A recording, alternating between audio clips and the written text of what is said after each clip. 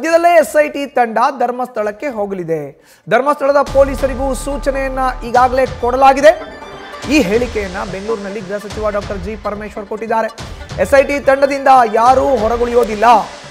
ಈ ವಿಚಾರದಲ್ಲಿ ನಮಗೆ ಏನೂ ಮಾಹಿತಿಯನ್ನ ಕೊಟ್ಟಿಲ್ಲ.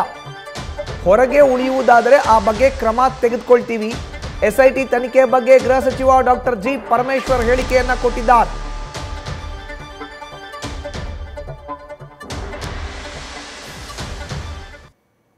ತನಿಖೆ ಮಾಡಬೇಕು ಅಂತ ಒತ್ತಾಯ ಮಾಡಿದವರು ಬಹಳ ಜನ ಆ ಭಾಗದಲ್ಲಿ ಇರ್ತಕ್ಕಂಥವರು, ಪ್ರಗತಿಪರ ಚಿಂತಕರು, ಆ ಭಾಗದಲ್ಲಿ ಜನಸಮುದಾಯ ಮತ್ತು ಅವರೆಲ್ಲ ಸೇರಿ ಒತ್ತಾಯ ಮಾಡಿದ್ದಾರೆ. ಕಂಪ್ಲೇಂಟ್ ಕೊಟ್ಟಿದ್ದಾರೆ. ಕಂಪ್ಲೇಂಟ್ ಕೊಟ್ಟವರು ಕೂಡ ಹೇಳಿದ್ದಾರೆ ಇಲ್ಲೆಲ್ಲ ಈ ರೀತಿ ಆಗಿದೆ ಅಂತ. ಅದನ್ನ ತನಿಖೆ ಮಾಡಿ ಆಗಿದೆ ಆಗಿಲ್ಲ ಅನ್ನೋದು ಗೊತ್ತಾಗಬೇಕಲ್ಲ. ಸುಮ್ಮನೆ ಹೀಗೆ ಹೇಳ್ಕೊಂಡು ಹೋಗ್ತಾ ಇದ್ರೆ ಅದು ಕಾನೂನು ದೃಷ್ಟಿಯಲ್ಲೂ ಕೂಡ ಸರಿ ಕಾಣಿಸೋದಿಲ್ಲ. ಹಾಗಾಗಿ ಅದರ ತನಿಖೆ ಆದೇಶ ಮಾಡಿದ್ದೇವೆ. ತನಿಖೆಯಲ್ಲಿ ಏನು ಬರುತ್ತೆ ಗೊತ್ತಿಲ್ಲ ನಮಗೆ.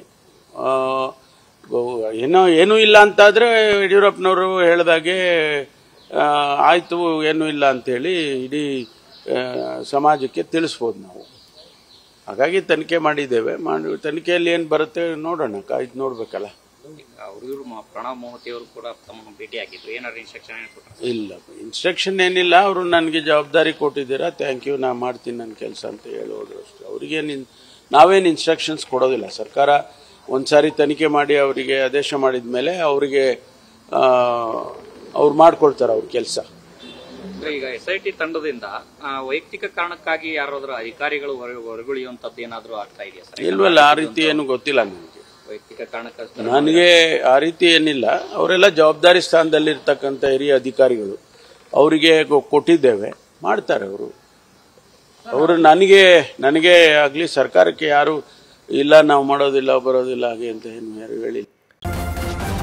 ನ್ಯೂಸ್ ಫಸ್ಟ್ ನಿರ್ಭೀತಿಯಿಂದ ನಿಮ್ಮ ಪರವಾಗಿ.